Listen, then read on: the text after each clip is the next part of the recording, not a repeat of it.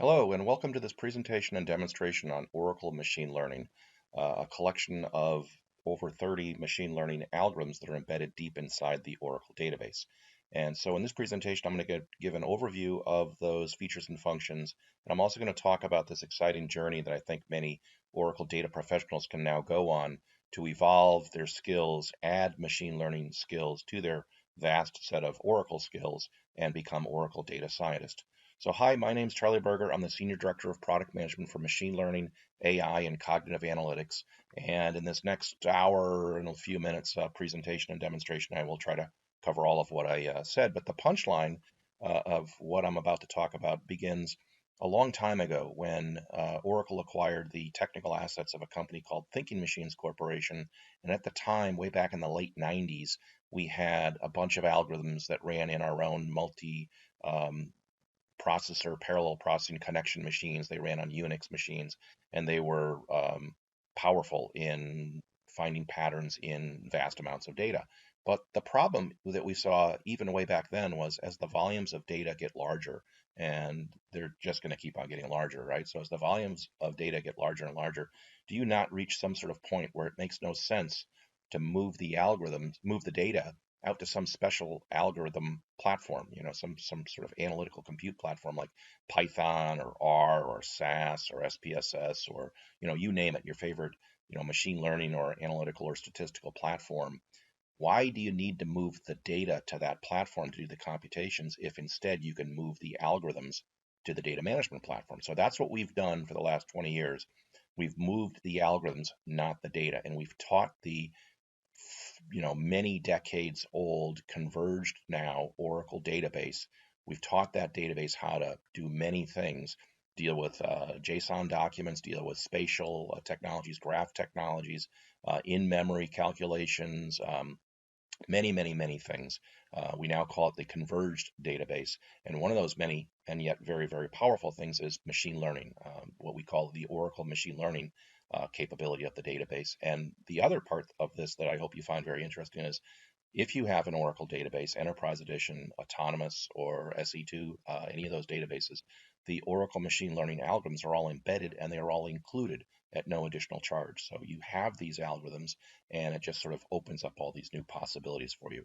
So I'm going to try and go through that now in the next roughly about an hour, and I hope you find this helpful.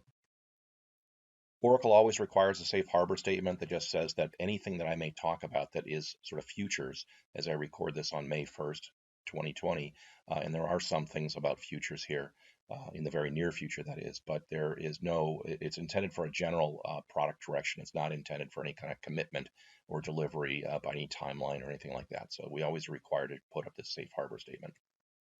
And the goal of this presentation is to share an attainable logical evolutionary path for Oracle data professionals to add machine learning to their valuable Oracle data skills to extract more information, discover new insights, and ultimately, oftentimes, to make predictions. So I'll give you an overview of the product, the functionality, and then talk about this journey I think we can all go on together. So at last Oracle Open World, Larry Ellison was speaking as he usually does, and I sat up in front and I actually took this picture. And there was Larry talking about what we're now calling at Oracle the Converged database. So the Converged database has many features that we've been adding to the database over time: multi-tenant, in-memory analytics, hyperscale, JSON, blockchain, and so on. And the one that I like the most that he's talking about as well is the machine learning. And he's also talking about some of the new capabilities called the AutoML, which does even more automation than we currently do today. We're automating even more, and I'll talk about that later on. So these are all features that are now in this converged database. So it's not just a place to store and manage your data anymore. The Oracle database is this converged database. They can do many things. It's like a Swiss Army knife, if you will. But one of the most powerful things I think that it has these days, at least from my point of view, is the ability to analyze data, find patterns, and make predictions. So really harvest more information out of your data and act proactively on, compete on analytics, as they say. Oracle also came out with a new mission statement, and the mission now is to help people see data in new ways, discover insights, and unlock endless possibilities. Now, this reminds me of that kid in that Bruce Willis film, The Sixth Sense, who said he could see dead people. And for me, it seems a little bit analogous to that, but for me, I see machine learning, and I hope you do too. I think when you see this and you think about the data this way, you say, well, why do I have only a rear view mirror on my data? Why am I only looking at the past and maybe the present? I should be able to analyze that data, look at patterns, look at predictions, and look at patterns and correlations and such, and be able to make intelligent predictions using the past as a predictor of the future. So that's what we'll cover going forward. And I just have a few slides of the sort of general trend that we see going on in the industry, and we see these are areas that other people at Oracle could probably talk about with much greater expertise than I can, but I just want to kind of bring them up because they are important. And so today, traditionally, DBAs, operational DBAs, that is, and I know I am talking about a whole range of Oracle professionals from DBAs to database developers to BI analysts to data analysts and ultimately to managers and end users, the whole spectrum of people. But the operational DBAs, the guys in the back that are keeping the whole system up and running, they spend a lot of time on maintenance and on security and reliability. And this is important work that has to be done. But Oracle has been spending a lot of time and wherever possible trying to automate these steps. And where it has become the most automated is what we call the Oracle Autonomous Database. So this is up on the cloud. We also have many of these features also in the Oracle databases that are on premises. But in the autonomous database, we've taken it to the extreme. So in the autonomous database, the database is now self-driving, self-securing, self-repairing. And even people like me, I can just go up to the Oracle always free tier and log in, take out an account, and within 2 or 3 minutes, fire up a whole Oracle database, be admin of it, and then go down the path towards the Oracle machine learning, and I can be building predictive models in probably, from zero to predictive models in like, less than 5 minutes. So there's a lot more automation, and with this automation come many, I think, new opportunities. And one of them is that through all this automation, both on premises and in the cloud, and just in the coming years ahead, we hope to see more and more automation of many sort of routine tasks.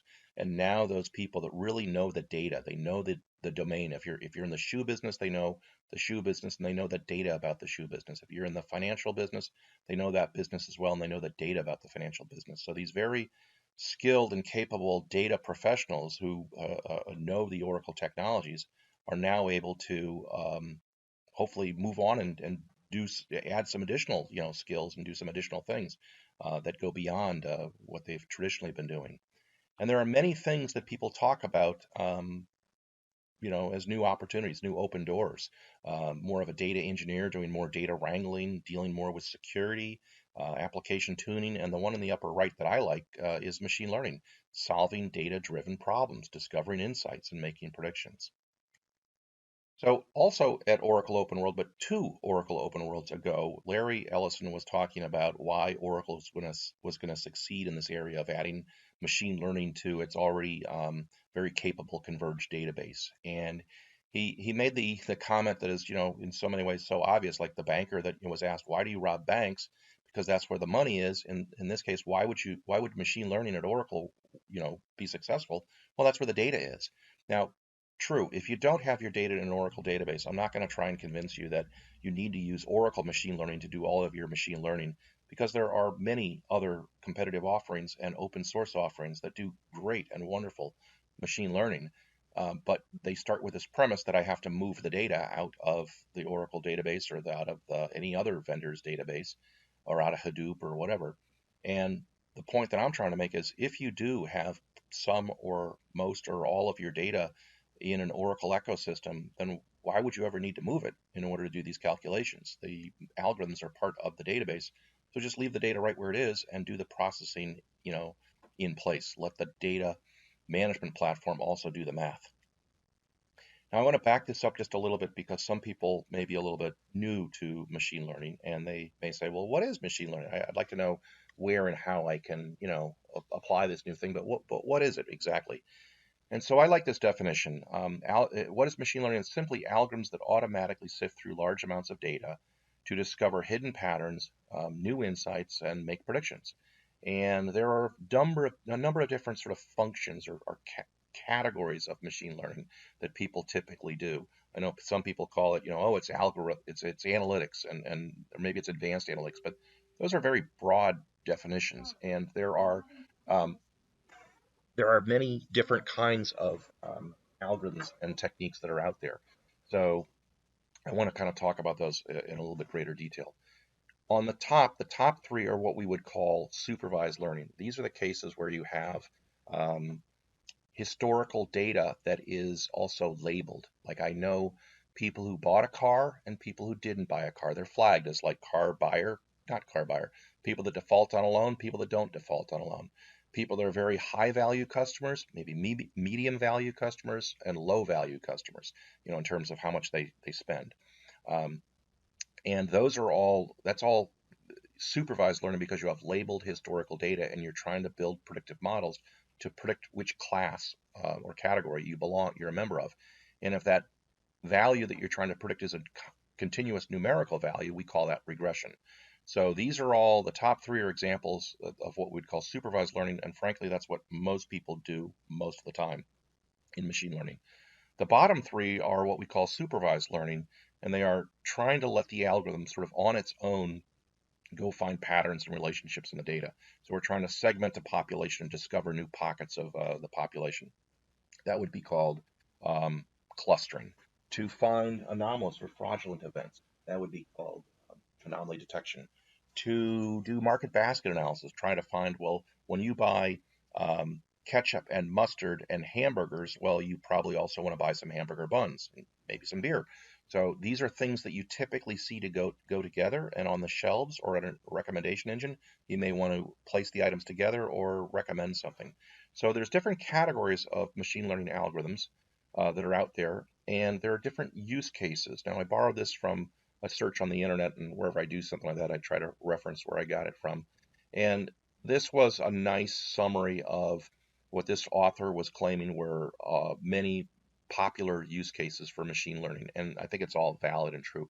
What I've done is highlight in red, or underlined in red, those ones that I've personally seen, been involved with, helped customers apply Oracle machine learning to those use cases. So I don't want to say that every one of these things, like clinical trials, typically that's done with specialized, using SAS or R or something. There's special protocols that are required in some of these things. Large scale clickstream analysis, not exactly. It's not something I would claim was right in Oracle machine learning's wheelhouse. But the other ones that I've highlighted are ones that I think are good examples. So if you're in any one of these industries, hopefully some of these examples sort of resonate with you. And there are many, many other examples and use cases that are possible out there. These are just ones, that you're just basically solving data-driven problems. And these are ones that I've had some experience with, or seen people use Oracle machine learning for. So now the next point that I want to make is how we go about doing this. And if you're familiar with math at all, then you might have already recognized the equation I have on the far right.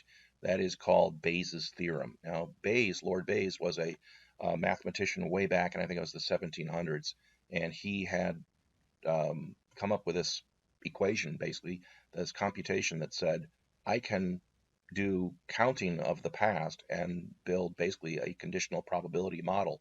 So how many times the person defaulted on a loan and they were a male versus they were a female? How many times they defaulted on a loan and they were a house owner or an apartment renter?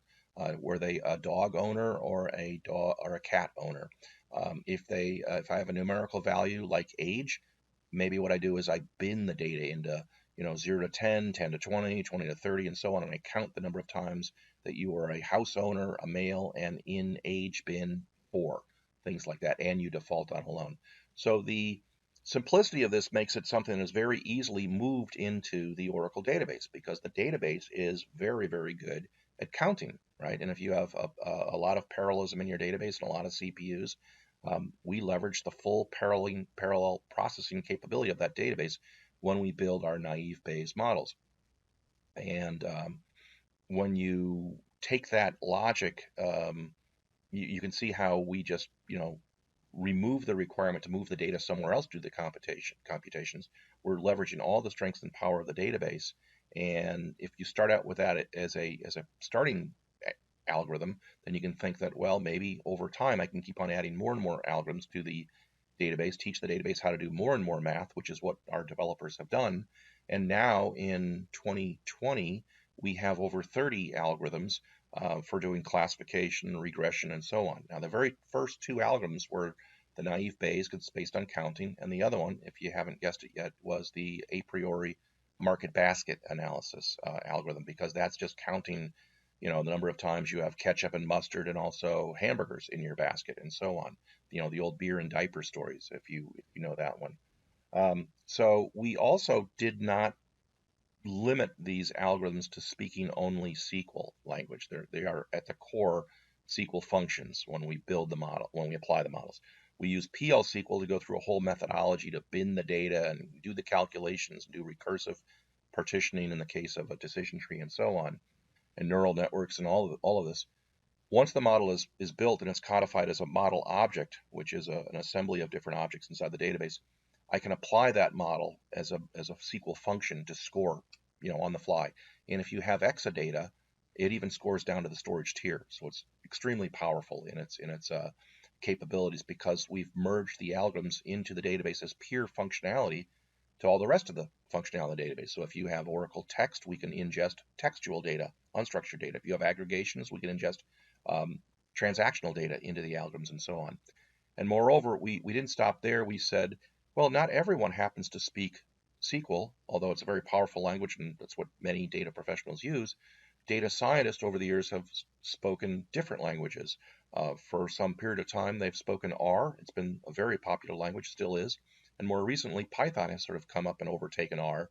And we support and have supported R for some number of years. And we are now also supporting Python in the very few next coming weeks as I record this in the 1st of May. So hopefully by the time you're listening to this, it's already out there. But so we have a whole range of over 30 algorithms. They are exposed to notebooks, GUIs, SQL, their native function SQL, R, and Python. And when you move algorithms to where the data resides, you kind of change the database, right? You transform it, you extend it. And now I hesitate a little bit because I've lived through the second AI winter back in the 80s. But is not the database becoming, or could it not be thought of a little bit more as an AI kind of database or a thinking database? It really sort of changes everything, because my database doesn't have to just look at the past. It can look at the past, the present, and actually make some predictions about the future. So it's very exciting times if you are an Oracle data professional. Now you can harness and leverage these free 30-something algorithms. And so overall, what we're talking about is called Oracle Machine Learning. It extends the database and enables users to build AI applications and analytical dashboards. The OML delivers powerful in-database machine learning algorithms, automated machine learning functionality, and also integration with open source Python, which is coming very, very soon, and R. So on the right, you see the native core OML for SQL. That's the API that I'll show in more detail. OML for R, that's when we wrap and integrate the algorithms and expose them to R, and you can use R to push down R functions to equivalent SQL functions. Similarly, if you use Python, we'll do the same thing. The notebooks up on the upper right, the OML notebooks, they come with the autonomous databases. So in the autonomous world, we're going to everything sort of packaged, ease of use, thin browsers, and that's where we're going to notebooks and also a new user interface called AutoML user interface. On premises or in database as a cloud service, you can use the SQL Developer extension called Oracle Data Miner. Okay, and I'll show that as well. And then we also have OML for Spark, which is a library of algorithms that use an R-based API for on big data and Spark. And then we have something else that's coming out. It's been used internally for other Oracle applications, and we're making this available to the general public in the coming weeks, and that's called OML Services. So I'll cover that briefly going forward. At this point, I like to kind of point out that what's key about machine learning and where people sometimes run into problems. And Fern Halper from TDWI asked this question. I think it's the right question to ask. How long does it take to put a defined model into operational use? And the key word here is defined model. It means I've already built the model in Python or TensorFlow or R or MATLAB or SAS, and I have a very good model the data scientist has built, and they now come to IT and say, I'd like to productionize this. I'd like to deploy this somehow. And so based on this survey of respondents, it's a long time. And if you take from 3 months to, I guess, infinity, that's something like, I think 65% of the population, 65% of these use cases are, 3 months to never, perhaps. And it's a long time, and that's why I think you see a lot of excitement about machine learning, but not nearly as much operationalization of it, except for the really powerhouses that really spend a large amount of effort doing this, because it's hard work to do it and do it well. And so I say now, with my editorial comment, this is Fern's slide, this is now my editorial comment. They must be using products like that, right? They must be, because that's requiring you to take the data out and move it somewhere else to perform the analysis. And then once you have a model built, how do you get that model into production? It's a whole nother phase, and that translating of that model into some code that can be implemented inside the database and deployed or operationalized is where most people stumble. So if you had done this in Oracle, it would be immediate, right? I build a model and I score the model. It's immediate. So that's my sort of editorial comment on Fern's excellent study. I also like this other study. It's done by, I think, as a VentureBeat. It's where it's published, and it says, why do 87% of data science projects never make it into production? And it goes on to talk about, you're asking an engineer to rewrite a data science model created by a data scientist. How's that usually work? Well, it doesn't. And it goes on to talk about in greater details. You can read the link and go read the rest of the article there. But I think it's very revealing that all this data science, all this machine learning, but only 13% actually make it into production. That's scary. And if you remember the old Netflix story where Netflix offered $1 million to whatever data science team could beat their predictive models they were currently using, they did give an award to a team that had almost reached their goal of I think it was 10% more accurate. But what they never went back and followed up on, well, and a reporter finally went back and studied it, and they said, well, they gave away the $1 million for the better analytical methodology, but Netflix never implemented, and it never implemented it because of this sort of logic. It was this very convoluted analytical methodology that was just so complicated to operationalize that they just never implemented it. And had they done that inside the database using the in-database SQL functions, it would have been much more straightforward. So now let's get into the Oracle machine learning functionality and the supported languages and the algorithms and such. So we're over 30 algorithms inside the database. We have classification models. I think there's 1, 2, 3, 7 or 8 or 9. There's 2 more that are coming. XGBoost is coming in the 20C release, as is in anomaly detection. There's another one called MSET SPRT, so it's a process monitoring. So with every new release of the database, we add 1, 2, or 3 major new algorithms typically. So now, after doing this for a while, we're up to quite an extensive library of machine learning power tools that really just pour through your data using all the parallelism and scalability of the database. And I would like to say that these are sort of not your standard algorithms like you would use in R or Python. They are like those algorithms like R in Python, and that they are logistic regression, they are support vector machines, they are random forest neural net algorithms, but they're in database implementations of them. We don't move the data out to an R data frame or out to pandas or something to do the math. We teach the database how to do math. And you can call it from a SQL function, from an R, or from a Python API. But under the hood, all of the processing is leveraging all the scalability and the parallelism of the Oracle database. And with that comes a lot of other niceties, if you will. There are other peer functionality features that are in the database that we also sit alongside of and can leverage. If you have a predictive model for who you're going to vote for, who's going to win the election, and you have the, let's say, Democratic versus the Republican candidate in the United States, you could say, well, Alabama is different than Alaska. I would like to partition my model by state. Maybe I want to say partition it by state and gender, and now I have 100 different models just by a simple build a model partitioned by state and gender. Very, very powerful feature just using the partition by clause. If I have unstructured data, and I always joke that if marital status is not single, married, divorced, or whatever, it is instead an email, or it's a prenuptial agreement, or it's a series of tweets or whatever, I can take all that unstructured data, and Oracle Text can parse through all that and tokenize that data and peel out all the words, throw away the stop words, give us a vector of words and counts of those terms. And we use something called TF-IDF, term frequency inverse document frequency, to essentially take what they call a bag of words approach, but to bring in a vector of the amount of times each person would say certain words compared to how often the population average says those certain words. And all that unstructured data now is ingested and pulled into my predictive model along with age, income, and all my other numerical values. Um, I have the ability to handle transactional data. So later on, I think I mentioned the UK National Healthcare System, which is a very successful public reference, having identified over $1 billion of potential fraud. But if you think about their use case, medications would typically be one of the things you'd be looking at for either fraud or better, healthier outcomes. You want to know, well, what medications is the customer on? Is the patient on? And if you think of the way you would do that in traditional Python or R or SAS, you would have to allocate a column for each different possible medication, and you'd have a lot of blanks. Well, that's not the way people store the data. They store that data in the database as transactional data. So you'd have Charlie Burger, then you'd have drug A, one, two, three of them, drug B, four, five, six, and all the different drugs that I'm on would be a nested table of transactions. And what we do is we use the aggregation features of the database to count those all up and bring that in as a vector we call a nested column alongside of age, income, blood type, blood pressure, everything else that I have in order to make my predictions. So what I'm trying to share is that the algorithms are not just your standard algorithms. They are what you can imagine an algorithm implemented inside the database would be.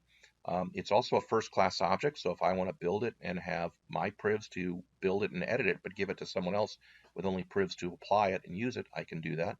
I can have auditing of who touched that model when.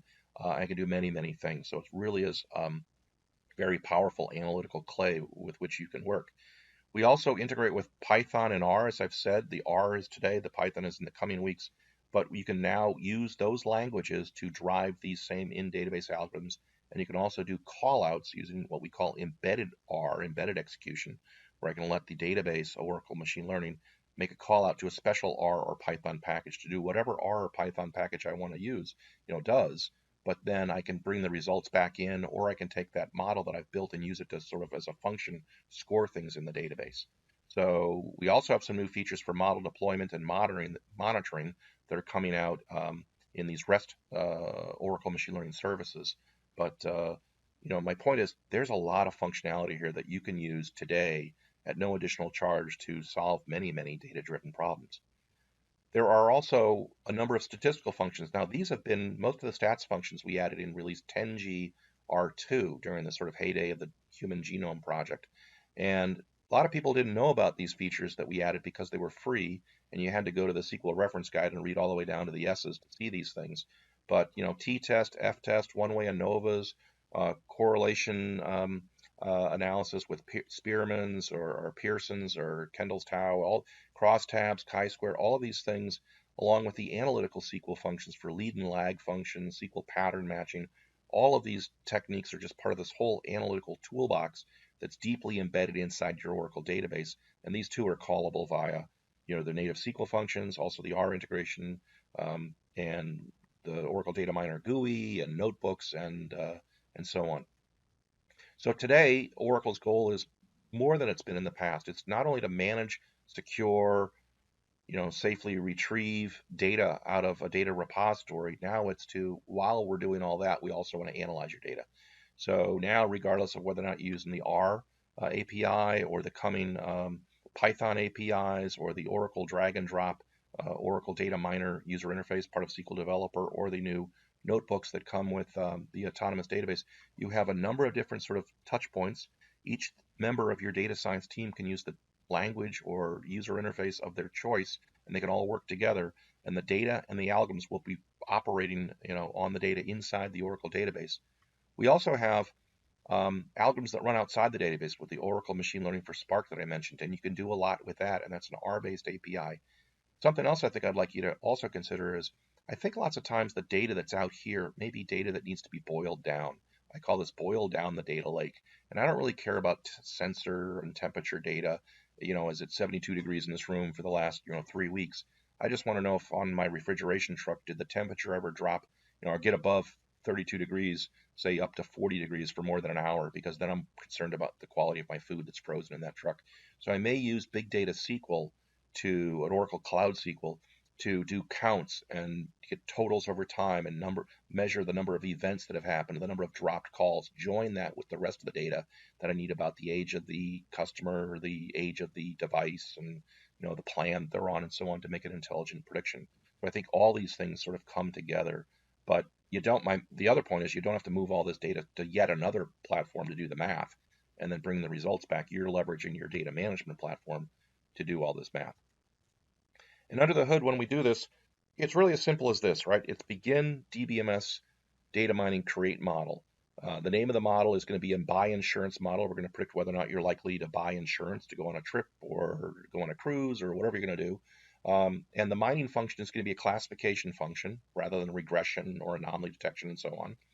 The data table name or data, it could be a view, table or view is customer insurance lifetime value. The unique identifier is customer ID. The target column, because we're doing supervised learning, we say we want to know who's buying insurance and who's not buying insurance, or maybe buying a car, buying a Tesla, defaulting on a loan, whatever that target field is. And the settings table, you can drive that either with a settings table or you can do it sort of on the fly with another way of doing this called create model too. But we set this up, we run that, it runs as a PL/SQL procedure to build the model. It's doing automatic data preparation, so handling missing values automatically, doing binning, transforming variables as they need to be transformed to go into, say, take the log of a variable or normalize a variable and so on. It's doing all that as a PL/SQL procedure. Once the model is run, you can apply the model immediately using even dual. So I have some new values for age or income or whatever I can just use from dual, and I can get a prediction, and the prediction is like immediate. So I'm not going to cut over to the live demo until a little bit later on, but that's all it is. And if I'm doing a different type of function, say an attribute importance, then it's an attribute importance model. So everything else is the same.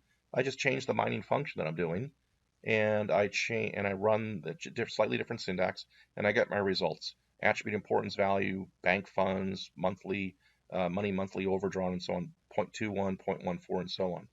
But if you say, well, Charlie, I actually don't speak SQL that well. I'm more of an R or a Python type of person. Well, if I speak R, I just use the R language syntax to drive those same functions. So it's just ORE, ODM, AI, attribute importance, the target field being buy insurance. That's the table I'm using. So I just use the R language to call those same functions, and I get the same 0.2161, 0.14. I get the same results. I'm just speaking a different language. And that's how we integrate R and Python to let the speakers of those languages, those data scientists, speak their native tongue and drive these same algorithms. They can also make callouts and do whatever they want with the data in R and Python. But you do have to move the data in those cases. You can also use the embedded R to make callouts, do something special. And that's where we see a lot of people saying, well, I can get 90-95% of my work done using the in-database functions, but there's a few specialty things I need to do, like a weight of evidence calculation or whatever, and I can do those, or I have a special equation that I run my business on, and I can do that R equation as a call out or a Python call out and so on. So as I said, if you're using Python, and this is coming soon, and as I record this May 1st, it's in the upcoming very small number of weeks, this will be also available. So I can use Python language and syntax, and I get the exact same results, 0.2161 and so on. So I'm going to start off with a little bit more drill down on some of the features and functions now, and then we'll get into phase 2 where we talk about this journey that we're all going to go on. But here is Oracle Data Miner user interface, and it's a drag and drop user interface. It's part of SQL Developer, and it's very easy to use methodology. And what I'm going to do is go over here to this live sort of recorded demo that I did before, just so I can kind of have you see what's going on while I talk. But it's part of SQL Developer. I just go to SQL Developer and I launch it.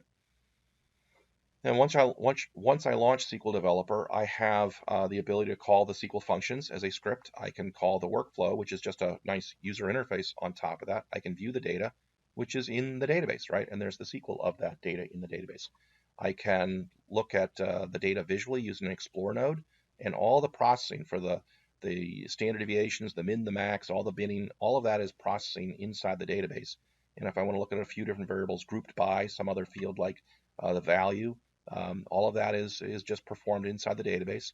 Here I'm using what's called a column filter node to do an attribute importance to figure out for who's going to buy insurance, what are the key variables, and there they all are. And I also have counted the number of nulls and constants and missing values. I may decide to just leave that result in the database and come back and look at that in, say, Apex or OAC. Now I'm building models, and I'm building a generalized linear model and SVM and so on. And each model has different settings like ridge regression on, which solvers I'm going to use, and stratified sampling. We'll do the automatic 60-40 split for you in the course of this.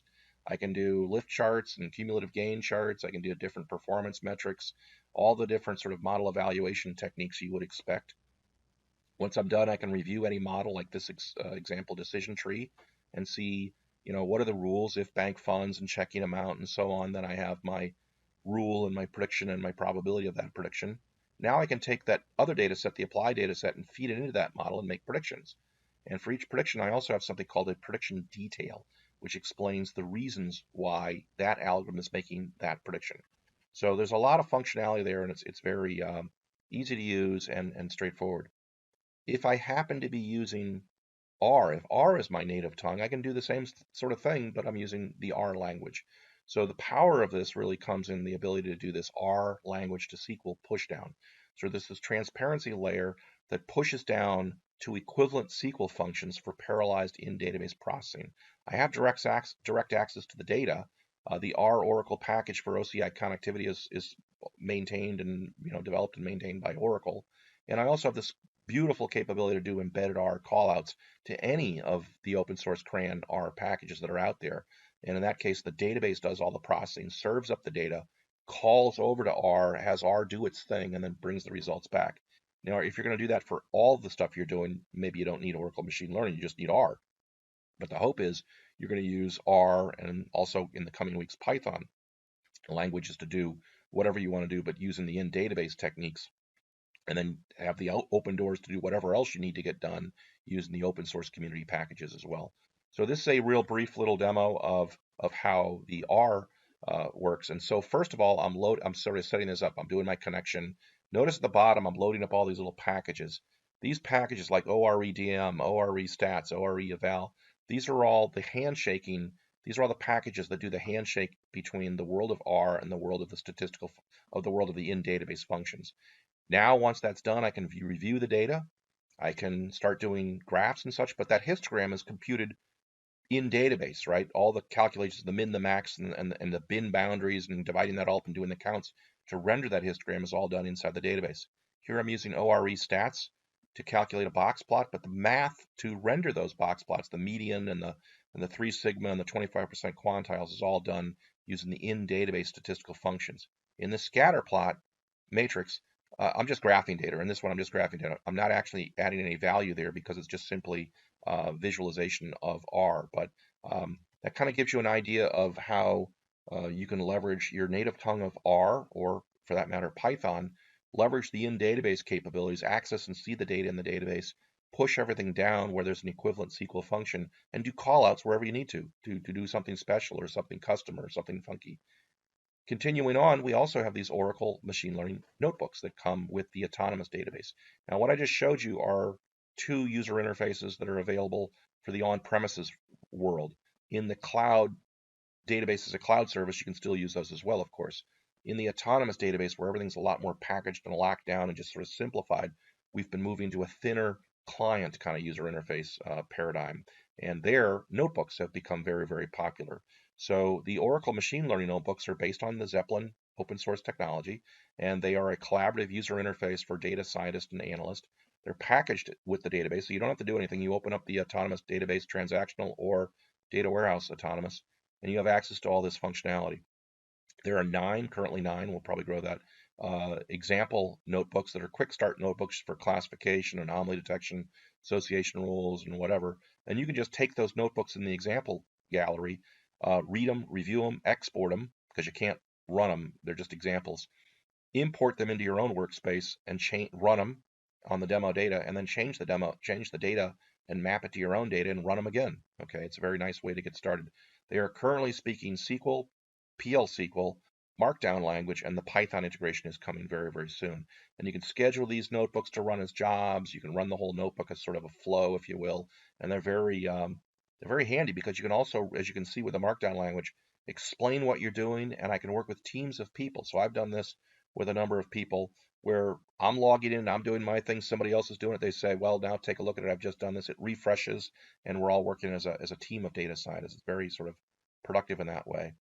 And when the Python integration comes along, it's the exact same thing, right? Except some of the paragraphs will be Python. So I can launch any kind of matplotlib graphic in here. I can run the Python language to call those same machine learning functions. It's very, you're just using Python in that same notebook. So it's a very nice way for people of multiple languages to use the same notebook to collaborate together and get more done. And the way that Python works, that's coming very soon in the next coming weeks, as I'll keep on repeating, is exactly the way we do the R integration. Okay, there's multiple components on how we do that, but the main one is the transparency layer. I leverage proxy objects so that the data remains in the database, and I overload native functions, translating R functionality into the equivalent SQL functionality. So I can use familiar R and Python syntax to manipulate the database data while the data is in the database. And the main power is being able to do that, but drive the in-database OML for SQL algorithms, but using the different language, OML for R or OML for Python APIs to do that. Very, very powerful. Also, as I've said, if I need to do something special or funky and I want to use any kind of open source package, I can do what's called the embedded execution. I can manage and invoke R or Python scripts in the database, and I can use data parallel, task parallel functionality for like maybe doing a partition by, getting the data set and ready to go, but then make a call out to some sort of function that's not available in the database. And the last thing is something that's coming that's kind of new. Oracle machine learning for Python is coming, but part of that is this new AutoML, which does a lot of automation. So like some of the other different players, the specialty players you see out there these days that do sort of a shotgun approach of exhaustively running through all these different models, we're going to do the same sort of thing in an intelligent way with intelligent feature selection, model selection, and hyperparameter tuning. But we're going to do that using our algorithmic function, our algorithms inside the database. And so the way that this AutoML works, there's two parts of it. There's the server-side AutoML that you can use from the Python language, and that's going to do this. And then there's also the user interface I'll talk to in a minute. But the AutoML is going to do this automatic algorithm selection. So depending on the data and the cardinality of the data and the sparsity and the data that you have, it's going to kind of say, yep, these algorithms tend to work pretty well in those kind of situations. These ones don't even bother. They don't work so well. So it's going to find the better family of algorithms faster. It's also going to do an automatic feature selection to reduce the number of features by identifying the most predictive ones and using those ones. And that oftentimes helps with improving performance and accuracy. And then once that's done, it's going to do auto tuning of the hyperparameters so you don't have to do this iterative process yourself. It's going to automatically tune this and change the different parameters and see whether a linear or a Gaussian or these settings or those settings work. So you don't have to do this exhaustive search yourself. It'll do it for you. So this really enables non-expert users to leverage the power of machine learning. Now, we're also putting a user interface on that, and this will come as part of the Oracle Machine Learning Notebooks. This is now called, we may change the name of it, but currently it's called Oracle Machine Learning AutoML User Interface. And so just like you come off those notebooks and with these home notebooks and templates and so on, now you see a new button there called AutoML and models. And that is going to allow you to launch a wizards type of approach that allows you to have, you don't have to write any code. You just say, here's my target field. I want to predict home values. Well, home values is a numerical value, probably. It's going to know to use a regression technique, and it's going to go run off and build a number of different models automatically using the methodology, the AutoML methodology that I explained. It's going to pick out the best model, and then it's going to allow you to run that model either in batch or scoring to score data. It's also going to allow you through our REST services to deploy that model so it can be called outside of the database as well using a REST API services. So there's a model leaderboard, there's model monitoring, there's a lot of other things that are coming with these Oracle machine learning services. But the AutoML simplifies the model build, makes it easier for any mere mortal citizen data scientist to build and apply models. You can also use the AutoML user interface to generate the notebooks that run behind the scenes so that someone else can take that notebook that, take that model that you've built, edit it in a notebook and continue on and customize and do whatever. So you sort of publish the notebooks that are associated with this and you can, work as a collaborative team working on things. In the 20C database, there's also a couple of new features that are major new algorithms that are coming. Everyone has always been wanting us to put in the support for the XGBoost algorithm. It's a highly popular and powerful algorithm. It's won many Kaggle competitions, been used to win them. It does classification, regression, ranking, survival analysis. So that is coming in the next major release of the database, XGBoost. It'll be an in-database implementation of XGBoost. And also this other MSET SPRT, multivariate state estimation technique, sequential probability ratio test. So what this is a technique that came out of an acquisition when we bought Sun, that came out of the labs part of Sun, and it's been a methodology or an algorithm that's been very appreciated in certain industries like nuclear power plant monitoring, things like that. And it is very good for having a process where you want to monitor it and you want to make sure it's running smoothly, and you want to detect any kind of subtle anomalies, but you don't want to have a whole lot of false positives on that. You don't have false alarms. So we've re-implemented this technique. We've sped it up in the database. It's based on the original Oracle Labs algorithm, but it's an in-database implementation of it now. So it's a little bit different. It's a lot faster, and you now have this as yet another algorithm. And again, you can build the model on the data, then deploy it through the Oracle machine learning services. So it just keeps on, coming more and more exciting things that you can do from the Oracle machine learning and Oracle database offerings. But now I sort of want to pivot, and I want to talk about, so what? So what happens if I have all these algorithms? How does that move the needle? How does that change, the planet? And well, one thing I think it does, if you're thinking like me, is it's you say, well, why do I have all these applications that just simply look at my past employee status or my past, medical record or my past, insurance claim or checking account or whatever? I should be able to embed predictive models into all my applications, and that's what we have been doing at Oracle. And this is the very first one. I was very active in the design and development of this thing. And I just thought it was a lot of fun, and I think it does amazing things. And what you see on the top are the results. What you see on the bottom are how we do that. Now, you don't need to see how we do that. You just need to kind of focus on the top, which is, I'm a manager. I see Justin Rico, if you can read it really small down there, says that he is very, very likely to leave. And the top reason for that is the amount of, I think it's sick or vacation time he's taking. And you may say, well, Justin, what's going on? You may find out that Justin has a sick mother and he's staying at home to take care of that person. And, what you can do is you can use this methodology that's inside the database, and you can do even what if analysis. What if I were to change the input parameters, cut Justin a little slack and say, well, listen, I'm going to forgive you a week's worth of vacation of sick time because you have a special circumstance, or I'm going to reduce the amount of travel you have to do. And well, based on the way that other level 4 Java developers have performed with those, have reacted with those kind of settings, you'll make a new prediction. So it allows you to work very proactively by, having built, pre-built machine learning methodologies that are embedded underneath your applications. So your applications are now smarter. Here's another one of the newer ones that's popped out, Oracle Adaptive Intelligence Applications for Manufacturing. I also worked a lot on this one with that team. I come from a manufacturing background, and I find this really, exciting and where things need to go. So now if you're doing root cause analysis and you're doing predictive modeling of what you think the output of your manufacturing process line is going to be based on, the data that's coming off the operational steps, you can take a look at that data, figure out when you're in specification, when you're above specification, when you're below specification, what are the reasons why. So we do use both decision trees and association rules to show you the reasons why, so you get a much greater insight, sort of a preview of where the results are going to likely be. Are they going to meet specifications or not when they finally get down to test and so on, and are out in the field? And what are the reasons why the quality is good or bad? So it's a very, automated process. You don't have to sit as a data scientist and do all this work manually. That whole analytical methodology has been embedded and built for you. So now we're halfway through this talk, and I hope you're still with us, sticking through this, because I think this is where it gets even, more exciting.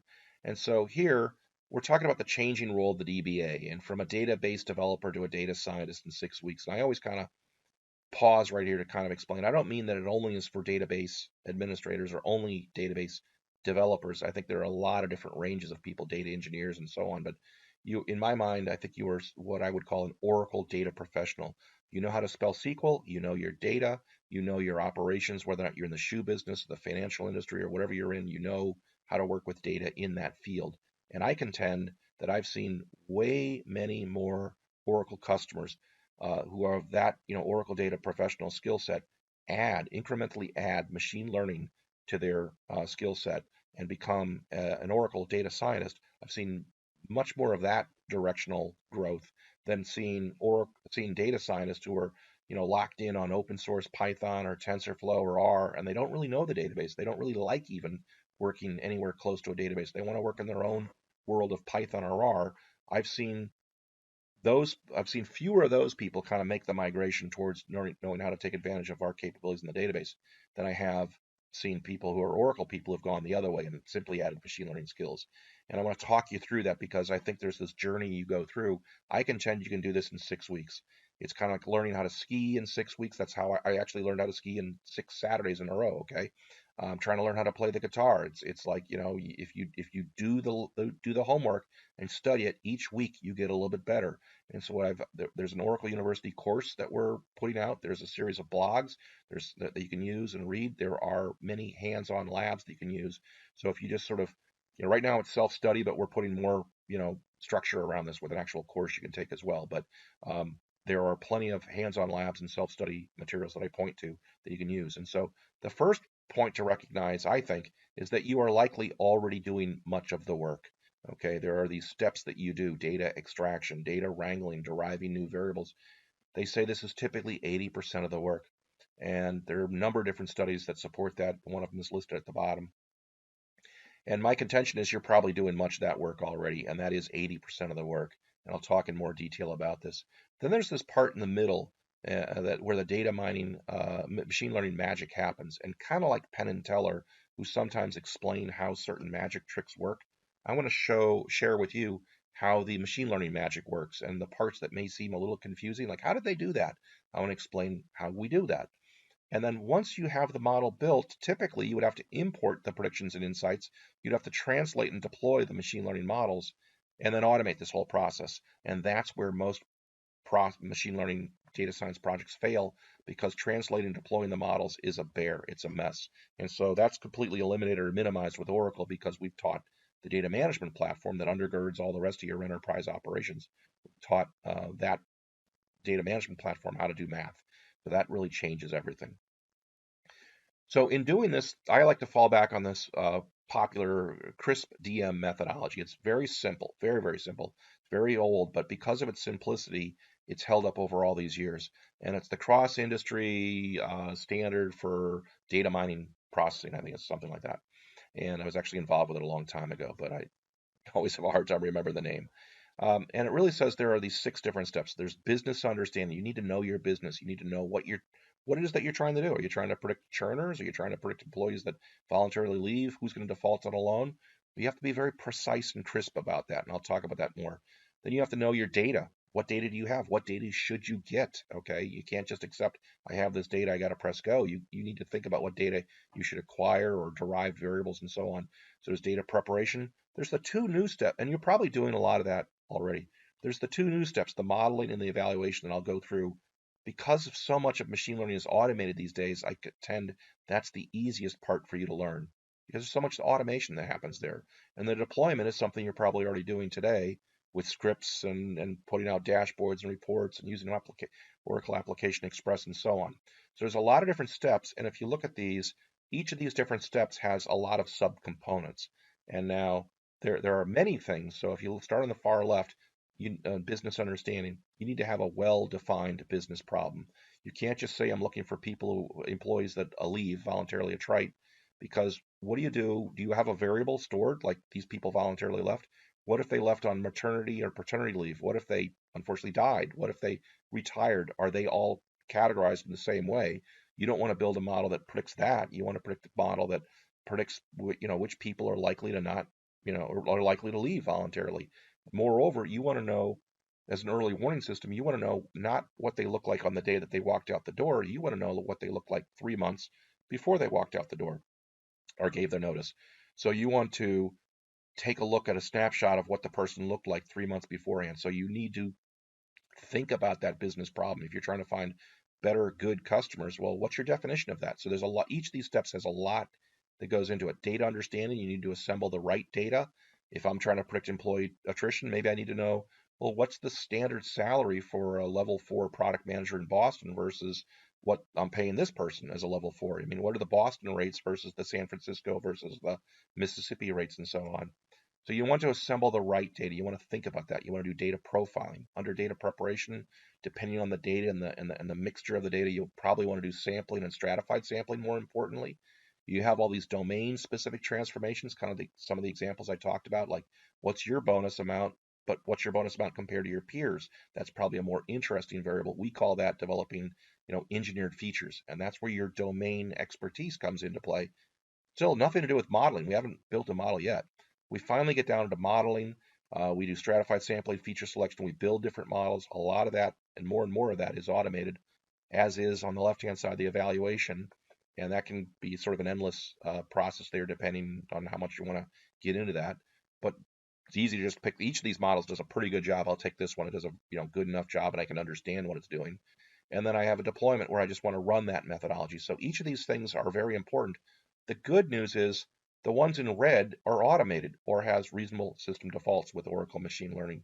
So if you look at what's left in the black, well-defined business problem, assemble the right data, domain-specific transformations for developing, engineered features, model selection, model evaluation, and then deployment.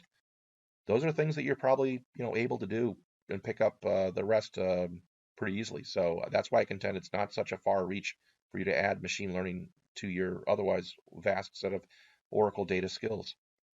So this journey has 6 major steps based on this. And as I said, it's a little conceptual right now. There is a course that's coming out with Oracle University. We're working with them right now. There's a series of blogs. If you go to Oracle Machine Learning, you'll see a series of blogs, week 1, week 2, week 3, that keeps on being added to. And then there's these hands-on labs, and I'll show you those at the end. There's a number of hands-on labs you can do.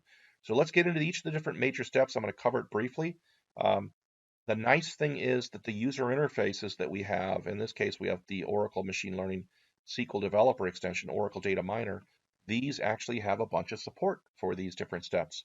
So if you're doing business understanding, you have to define what's your business problem. That's basically just a business statement and name your workflow, trying to find, targeting good customers or something. You have data understanding. There's an explore node. You have data preparation. There are transform nodes and SQL query nodes. Modeling, you have a model build node in the center here. For evaluating, you have that's actually the evaluations in the model build node as well. For deployment, you can export the model details. You can make predictions and leave the tables as tables or views inside the database. So there's a lot of automation and sort of bumper pads around the code that you can use the code if you want to, but why use code if I can use a GUI and just generate, the flow?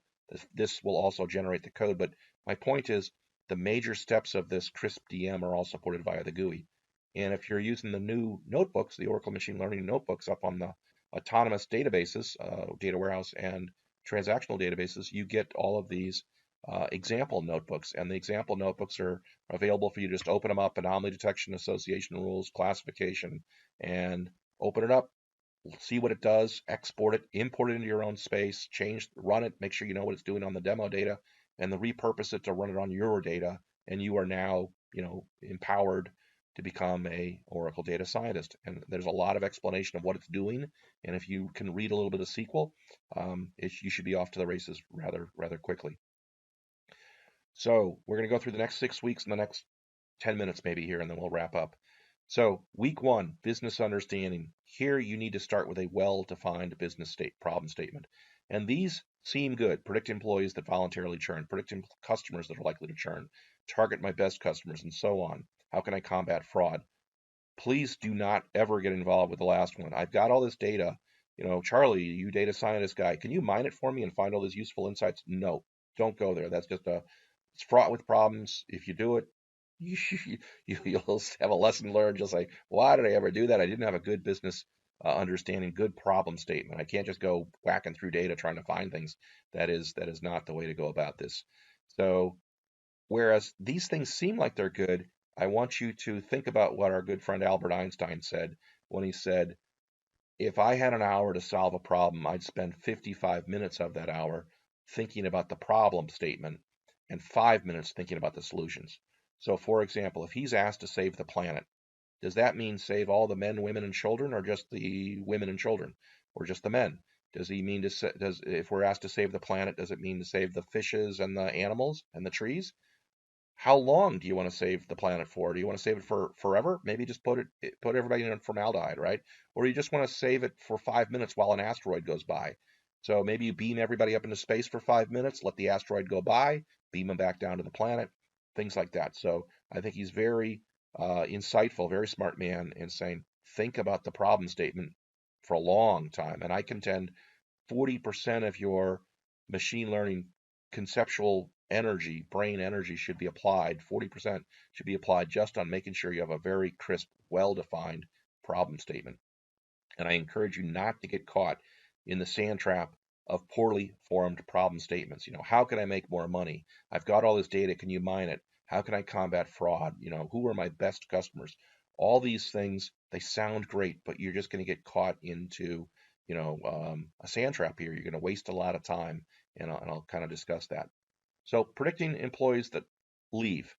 Well, that sounds okay, but like I said before, do you have a field in the database that says these people left and these people didn't?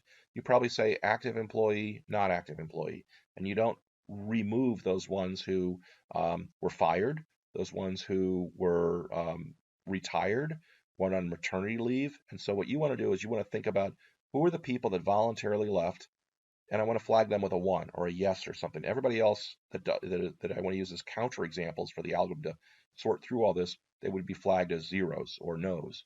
And then that sort of, as you think through this problem and get precise and crisp in it, it sort of logically maps it into a standard machine learning function. In that case, classification, because it's a binary outcome. Yes, no, 0, 1. Similarly, for customers that churn, same sort of thing. I contend, like if I'm a cell phone customer, and I have a Droid here, and I'm on, a certain carrier. If I put that Droid away and put it in the drawer and switch over to another device, another carrier, but I just pay my monthly bill for the next 6 months as I just kind of run that plan out, is that churn? And I might want to think about that, because if my usage of that product has dropped significantly and it's less than 20% of what it previously was, I've effectively churned. I've effectively churned from that company. They just don't know it yet. So I have to think about, what's my definition of people who have churned, yes or no. In targeting best customers, what's your definition of best? Is it just people who bought a car, or people who paid more for the car with all the expensive options than the population average did? Or maybe I want to use recency, frequency, monetary logic to figure out who are my best stratified customers based on those three dimensions, or who has spent more than $500 in the most recent 18 months. So, just like in medicine, you need to say, well, who's going to, have a nosocomial infection in a hospital and have pneumonia. There's a very precise definition, diagnosis for when you call it pneumonia and when you don't. And in the same way, you need to be very precise about what it is you're labeling your data as. This is what I'm looking for, and this is what I'm not looking for. And so this goes on as you walk through these examples. They sort of naturally map into different natural techniques, whether it's association rules for who's going to, what items go with what baskets, how much is each customer likely to spend. That's a regression because you're predicting a numerical value. How can I combat fraud? That's anomaly detection, I suppose, unless it turns out you have a lot of examples of fraud. I know a guy that was doing check fraud at a bank. I asked him, well, you're using the anomaly detection algorithm, right? He said, no, I've got lots and lots and lots of examples of check fraud. I'm using one of your standard classifying techniques for check fraud. Something else I might use in anomaly detection, because I only have 1 or 2%, observations of that. But think about the problem, be very, very surprised, and it will help map you into a standard machine learning function. And when you use the Oracle machine learning, we provide support for doing that. Here is the Oracle machine learning notebooks, where we're targeting our, quote, best customers who have good credit. I could have just gotten a FICO score, but they also complete all of their payments. Or they buy a flat screen TV or a large appliance, and they make all their payments. So what in this scenario, if you read the details, some people are buying these items. They seem to have good enough credit. They're get approved, but then they lose their job, or they can't make their payments, so they choose not to make their payments. We're trying to avoid selling to those kind of customers. We want to sell them maybe something different. So in the business problem statement, you want to be very precise about what you're looking for. and you want to see, aha, these are good credit customers that make all their payments. They represent less than 20% of the population. So you want to visualize this data, you want to understand it, and you have to be very precise about what you're trying to do. And if you're using, well, now we're ready to go on to week two. So week two, data understanding, review the available data. Does it make sense? Now, you may need to go back and get additional data because you don't have the right data, and that's sort of a loop that you go through sometimes. But let's look at the data that we've assembled so far. Are all the ages all positive between, I don't know, 0 and, I don't know, as high as 120? They seem to be. Are all the income values, are they weekly, monthly? What is that income value? It's not, it doesn't have a dollar sign on it. What does that really mean? Are the loan amounts reasonable? Do I have the right data? And this is something you need to go through by first looking at the data. You then want to typically look at the data in graphical form. You want to do univariate graphs to see like a histogram or a bar chart of every variable. You want to also oftentimes look at that bar chart or pie chart, bar chart or histogram or scatter plot grouped by a grouping variable, which is usually the target field. It's the best way to do it in machine learning. So here I have people that have good credit and people that I'm calling other credit. I'm trying to see, okay, for show customers by the max credit card amount spent. So it looks like the good credit customers actually seem to have a lot of max credit cards, but down here it's a little bit less, a lot of not so good credit customers down here. So you want to visualize the data in Oracle Data Miner, the extension to SQL Developer, the thick client for doing all this. You're looking at the same thing, and we'll render histograms and do a group by the the target field, yes or no, are they buying insurance or have good credit? You're trying to see if there's some sort of pattern here. So week two, I want you to really think about all the different ways you'd look at your data, understand it. Don't worry about modeling. Just focus on, does the data make sense? Do you have the right data? Um, think about that. Week three, we're up to data preparation. So this is where I think you may realize how much of the work you're actually doing, because they say 80% is in these first few steps. So if I'm a data scientist and I want to get a problem solved, I want to go to my database guy, my guy that has the keys to the data, and I want to say, hey, I'm trying to build a model and I need age because I want to know who's going to likely buy a Tesla car. And I have this theory that the younger they are, the more likely they are to buy a Tesla car. So do you have age? And I'll probably be told, well, I don't have age per se, but I have date of birth. I could compute that for you if you want. And if I'm a smart data scientist, I'd say, hey, thank you. That's great. Just give me the age. I don't want to have to compute that in Python or R or whatever. Next variable I have is the address. Well, oftentimes I might not care about the address, but if I think about it, I might say, you know what would really be cool is if I knew the distance from my house to that Tesla dealership, or what's my commute time to that job. And I can again go through this negotiation with the keeper of the data, say, do you have that data or could you compute that? Well, with Oracle Spatial, I can compute things like that. So I might have that be another derived variable. Now, in telephone, in communications, you have these call detail records, CDRs. And oftentimes, if I call you and then you call me back and then I call you back and we do these calls right together, that might indicate a dropped call. And as a data scientist, I would say, I would like to know how many dropped calls this customer is having, and has the rate of dropped calls increased recently compared to the longer term population, longer term observations. So that you could do inside the database using something called a SQL patterns function. Um, and I might want to do other things like the percent of international calls, salary percent versus peers. All these things are derived new attributes that we in data science land call engineered features. And someone's got to do this work. And I contend that you're doing a lot of this data wrangling, a lot of data engineering already in support of the data scientist. And then the other thing that's interesting is if the data scientist is doing all this work in, say, Python or R, and now I get to the point where I want to productionize this, that Python or R code may not map so easily back to equivalent SQL functions. Now, if you're using the Oracle Machine Learning Python or R with the pushdown, you will hopefully have solved that problem. But the more you're doing this, um, complex methodologies and transforms outside the database, when it comes to productionizing this, you have to deal with all that. Also in week three, I want to point out we have a lot of functionality. This is the Oracle Machine Learning Explore node, the Oracle Data Miner Explore node. It's part of SQL Developer. And what we're going to do is we're going to look at all the different missing values, outliers, too many distinct values, too many constants. We're going to flag any correlated data. So we're going to give you little hints over here, like maybe these variables are not the best variables to carry forward because they have too many unique values or too many constants. We're going to calculate the importance to say these are the variables that have the strongest correlation with the target field buying insurance. And we're going to do a lot of sort of data profiling using the Explore node here. Actually, this is the column filter node. I need to correct that. This is the column filter node. Also, the Oracle machine learning's under the hood has all this automatic data preparation, ADP. And so each of the algorithms will have their own embedded ADP that handles missing values, outliers, binning, and all this stuff. But we also, so we do this for all the different algorithms. And if you want to manually override anything you do to change the binning, to change our treatment of outliers or missing values, will replace with a mean and the mode.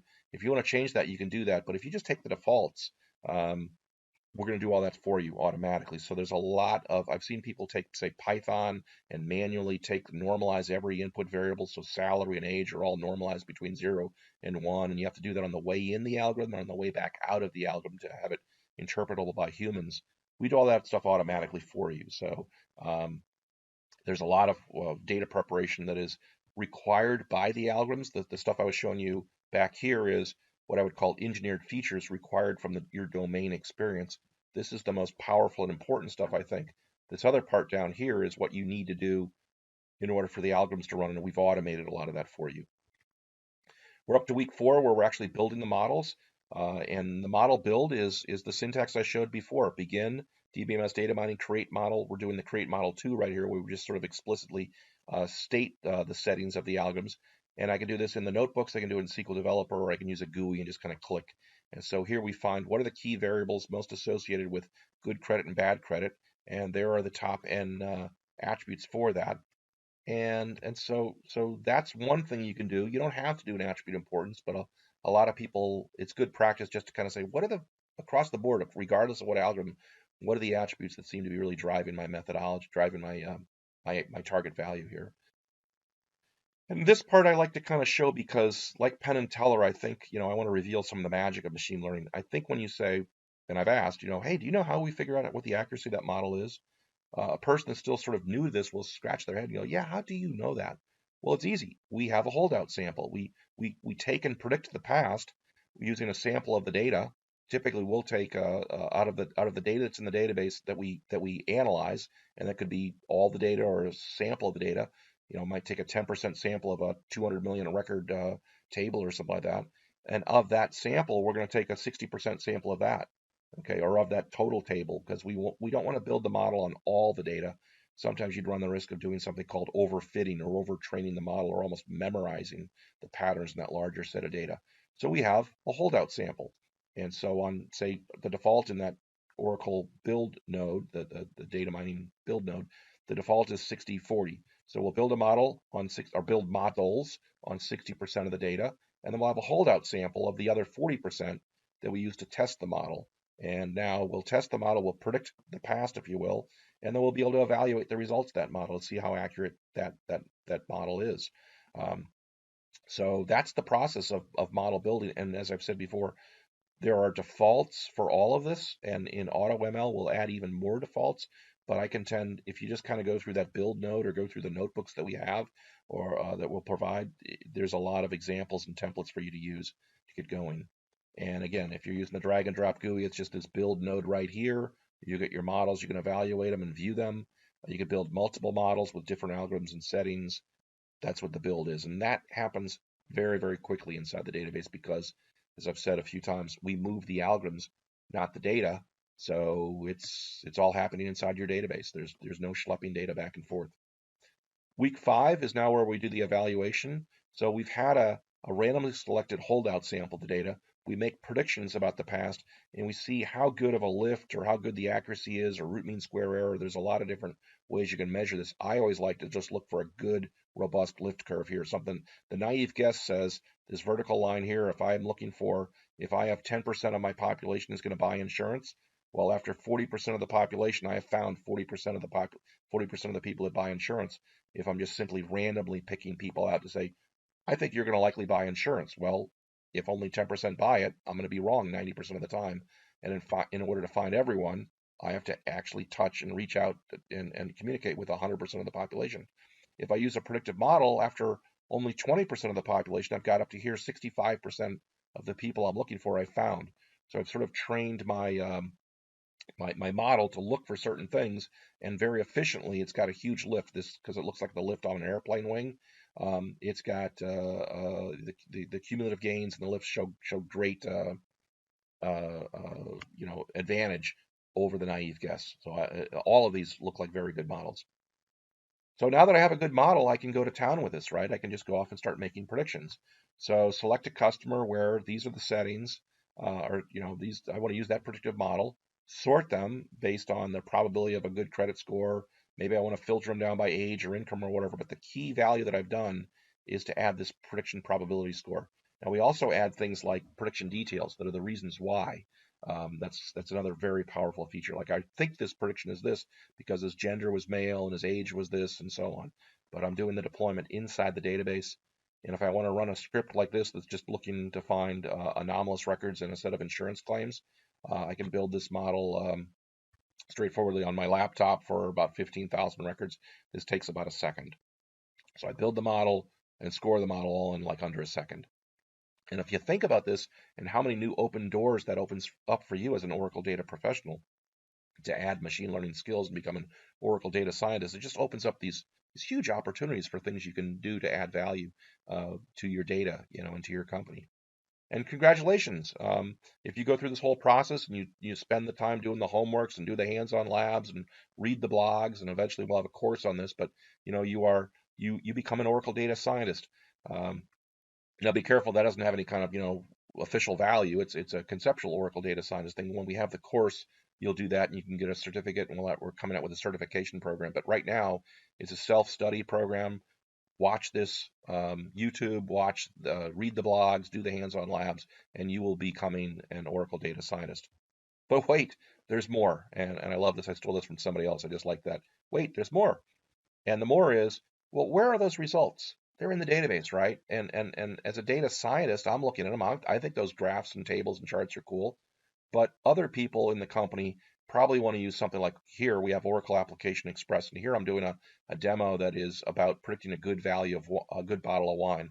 We have less than 90 points and greater than 90-point wine. So I'm trying to use a bunch of data about bottles of wine. I want to go into the bargain bin and I want to figure out where can I likely to find a good bottle of wine for say under $20 that's likely to be a 90-point or above bottle of wine.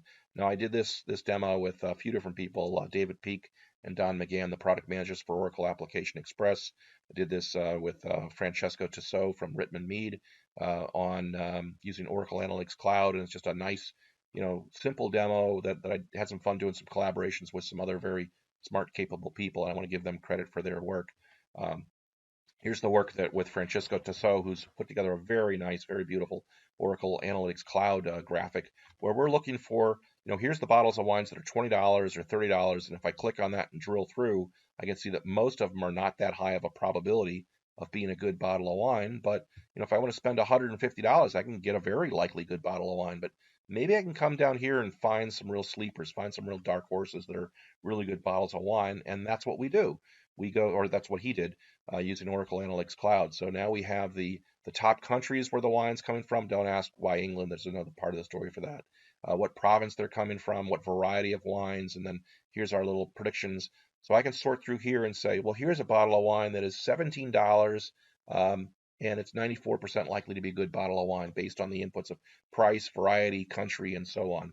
Now, in this data set, there's two versions of this demo. The second, more complicated one, actually uses the unstructured review comments by the tasters. It says, oh, this is a caramel flavor, this has a blackberry scent, this is nutty, and this is thin, or this is weak. And based on those words, we also make even better predictions using the unstructured data. So this is the simpler version of it. You can also do the other more complicated version. Now, I did this work with Brendan Tierney, who's a most amazing author on several Oracle machine learning books. He runs a company, Oracle Oralytics over in Ireland, and he does brilliant work. And he did this where now I could take and use the Application Express REST services, the REST services that come with Application Express. Oh, I guess I cut out the rest of this. But in this demo, and you can see different versions, just Google for Oracle Machine Learning wine, predicting wine, I think is where it is. We'll use the REST services. We'll do a REST API, and we can actually hook this up to some sort of, recommendation engine widget or whatever. But the models that we've built are callable via a number of different Oracle technologies. And what Brendan Tierney showed was how we use the REST API services to go off and do this. So very powerful stuff. I have the rest of that, I guess, in some other YouTubes and such. Send me a note if you're looking for that. And so, in summary, thank you for listening to this whole thing. You can get more information by just Googling Oracle Machine Learning. You'll find us out on oracle.com, or you just go to oracle.com/machine learning, and you'll get to our website with all the links to literature and tutorials and documentation and customer references and so on. Now, as a self-study, I also recommend that you use many of the different quick starts, hands-on labs, documentations. And if you see over in the lower right, this is what we did at Oracle Open World. We had 50 or 60 people in the class. We did it 4 times at Oracle Open World, so we had a lot of people there. They all look happy. We did these notebooks, and if you click on these links, that or if the best way to do this, just Google Oracle Machine Learning blog, Oracle Machine Learning blog, and you'll get to all these tutorials that are out there. Um, but send me a note at charlie.berger@oracle.com if you can't find it. But there are a lot of resources out there, sort of as a self-study way for you to do this. And if you just self-study, kind of like learning how to play the guitar and Googling and seeing different guys teach you how to do this and teach you how to do that, I contend you can, very rapidly add machine learning skills to your otherwise vast set of Oracle data skills and become an Oracle data scientist. So with that, thank you very, very much. I really do appreciate your time and attention. Listen to this. I wish you the best in applying yourself to learn these new skills. I do not think they are so much of a leap for you to do this. I really say if you're analytically curious, and I joke, if you know the difference between a mean and a median, and you say, yeah, of course I know that, and you know your data, and you have Oracle technology around, you too are very likely to be, an Oracle data scientist. It's very achievable, very attainable. So I wish you the best of luck in your journey, and thank you for listening to this webinar.